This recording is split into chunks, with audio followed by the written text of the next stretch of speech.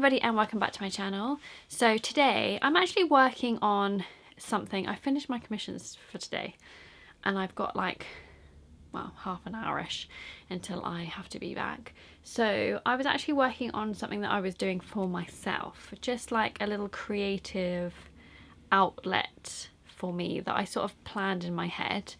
And I've been working on that for 10 minutes here and there, and then I thought whilst I was doing it, because there's a lot of patchwork involved, I thought that I would do a little patchwork tutorial today for you, just because it's a really fun thing to learn, and I'm no expert at it. I've done quite a few basic traditional quilts before. I've never done anything like too crazy, but I think I'm pretty okay with the basic stuff. So I thought I would teach you a few tips and tricks of how to get really neat patchwork, and hopefully it will help you with your next patchwork make. I will probably do another video another time of extra bits to do with patchwork, but today I just thought we would talk about joining your pieces and how to get accurate seams and lines. Okay, so the first thing I want to talk about is the tools. Quilting rulers. Now, you don't have to invest in a quilting ruler, but I have to say it makes a huge difference. I'm going to demonstrate what it looks like when you cut things out with a quilting ruler. Just because you want your patchwork to always be accurate, accurate cutting it just saves you so much time. If you cut it perfectly to start with, it will, everything has a knock-on effect when you're making something. So if the cutting's not perfect, then the sewing's not going to be perfect. And then when you try and maybe join your seams together, they won't match up. Whereas if you start with accurate cutting, it sort of makes everything easier as you go along. So spending the time cutting out neatly and accurately will save you a lot of that. So a quilting ruler, in my opinion, is worth the money. Now, if this is your first time doing patchwork and you're not sure if you ever want to do it again, then don't worry about it. But all I'm saying is, if you enjoy it or you're planning a quilt, even if you don't finish it, if you're planning it, you've got a lot of cutting out to do, so a quilting ruler will be your best friend. Second tool, I've talked about them a lot, but a rotary cutter. Again, because of accurate cutting, you want everything to be as neat and flat as possible when you're cutting. Using scissors lifts up the fabric and you'll get maybe jaggedy edges, and using scissors with a quilting ruler just does not work. So you need to have a rotary cutter and a cutting mat because it will make a huge difference. The last thing is a quilting foot or 1/4 inch foot. Now this basically sews at 6mm. So I don't know if you can see, it's got this black blade on the side, and if I flip it upside down, you'll see that where the needle is in the middle there, it's exactly 6mm or 1/4 inch to that blade. So all you do is line up your fabric against that blade and it will always sew 6mm seam allowance, which, let me tell you, saves you so much time and so much worry about getting your seams neat. You just line up to the black edge, and well, the Janome one is a black edge, and you just sew. You just keep sewing and it's so much easier. Accurate sewing. We've done the accurate cutting, accurate sewing. Again, if you're new to patchwork, it's going to be a little bit trickier for you to keep an eye on your seam allowance, so I would probably draw on your seam allowance if you've got a accurate ruler to use. It'll just save you so much time, because a standard quilting join will be a 1/4 inch or 6mm, which isn't very much. And you can use the guides on your machine, but some of them don't go that small, or the reference line to that is very, very tiny. So you don't have a lot of accuracy as you're sewing. So I would say that a quilting foot is worth it. But again, if you're not going to do loads of patchwork, then I wouldn't worry about it. But it does save you so much time. Right, let me show you some cutting tips. Okay, so I've got a little scrap of fabric here that I'm going to do my demonstration with. And my ruler is quite big. And I've got a very small, oh God, I've got a very small sort of work area for my camera setup. So I apologise if this looks a little bit cat-candid. But as you can see, I've got a cutting mat with guides on it anyway, and my quilting ruler has tons of guides. So if you can see, most quilting things are always in inches instead of millimeters. So you do have to get used to your imperial system for doing a lot of patchwork and quilting, especially if you're reading patterns. So you can see all the inch lines on here. The dotted line is my 1/2 inch line, and then the longer tiny bits is my 1/4 inch seam. So, and then you've got an 1/8 in between. So what we're going to do is just use all of our lines on our cutting mat and our boards to help us. So if you can see, if we're cutting accurately, you can see how you can put your edge right up against that top edge and see if it's straight and how you would need to neaten this all up. So my starting point is always to just find a straight-ish edge on my piece. So I mean, this one's pretty straight, and then cut this, and then I know I've got 2 edges. Oh, I really need to change my rotary cutter blade. I've got 2 edges that are pretty straight. You can see here and along here. So then I can use that as my reference piece.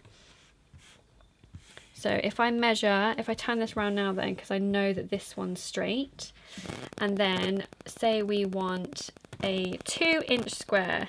So I know that if I put that up against there, I want to make sure that that's nice and neat. There's 2 inches, so I can slice that there.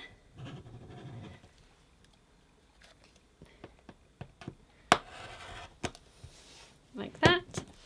And then obviously I want to try and neaten it up a little bit more, so, and make it square. So I've got all those 3 edges lined up, really neat, and then I can just trim this off.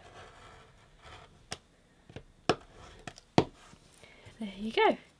And there's my perfect little 2-inch square. So again, I just want to find my 2-inch marker, line up as many sides as I can. In fact, what I might do is move this down so you can see the black lines a little bit better.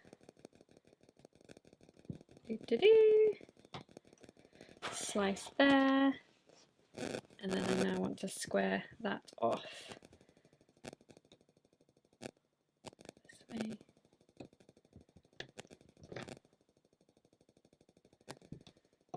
And slice. There we go. And then you keep going like that with whatever measurement you're working with until you have all the pieces that you need cut out.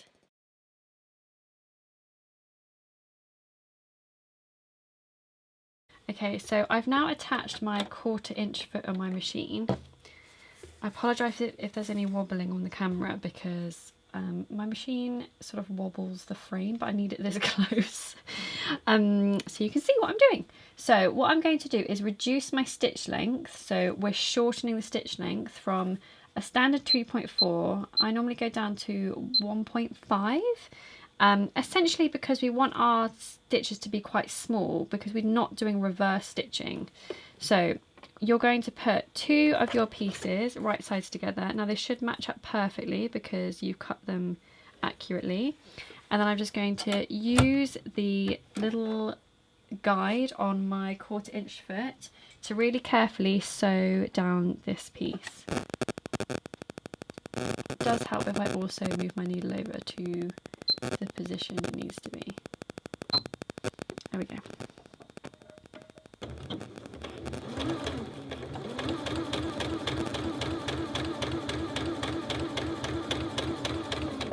Now, because if you've got loads and loads and loads of pieces to join and the stitches are really, really tiny, you're not doing any back stitching or anything, you can just continue. If you've got lots of pieces to join, you can just continue sewing and then just trim them all off afterwards.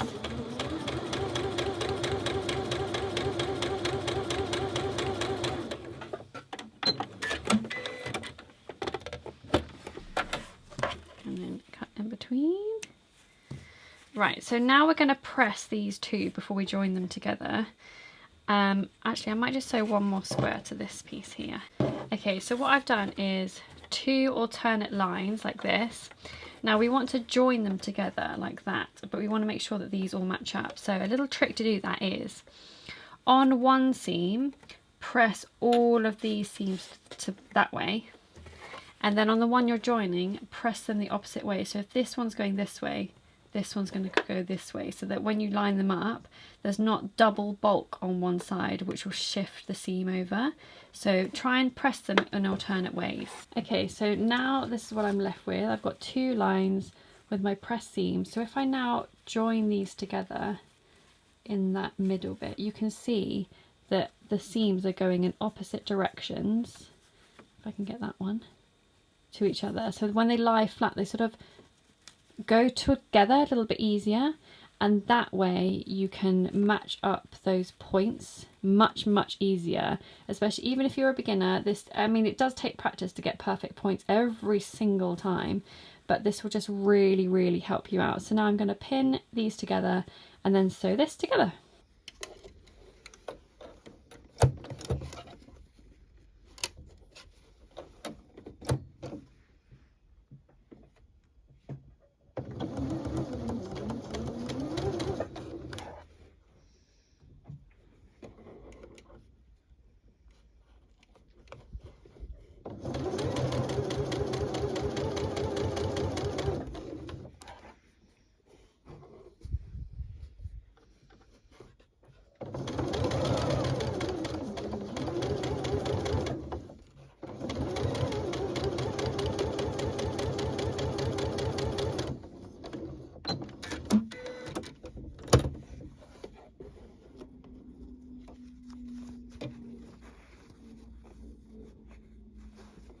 So there you have your little points meeting up in the middles. Much easier than trying to do it by eye.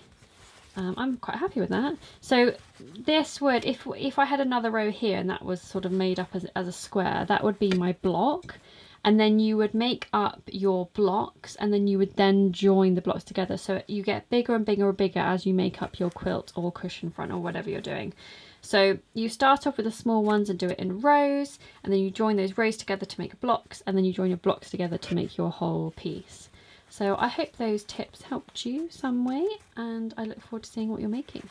So I hope that some of you found this useful. If you've always wanted to get into patchwork, I hope it's sort of taken a few of the scary elements out of it. Also, I forgot to mention, from the back now, you could press those seams that you just sewn open if you wanted to. But if you are joining lots more blocks together to make your quilt, I would continue to press them one way. Only press them open once you're sort of done with your piece. That's my advice anyway. Other quilters might say that I'm wrong there, so don't. Only take my advice if you want to. But that's how I would do it. But yeah, I just hope that these few little tips and tricks helped you and made it a little bit less scary, maybe. But yeah, thank you so much for watching. Give this video a thumbs up if you enjoyed it. Make sure you comment below if you have any questions for me. I'm no quilting or patchwork expert, like I said, but I have done quite a lot of the basic stuff in the past. So I do know a little bit, but if you are a quilter and you see someone's comment below, help them out. Let's all help each other, share advice. That's what this whole platform is meant for. But yeah, thank you for watching. Make sure you subscribe if you haven't already. Don't forget, links to my Patreon and my website and everything is in the description, and I will see you again soon for another video. Happy handmade, everyone.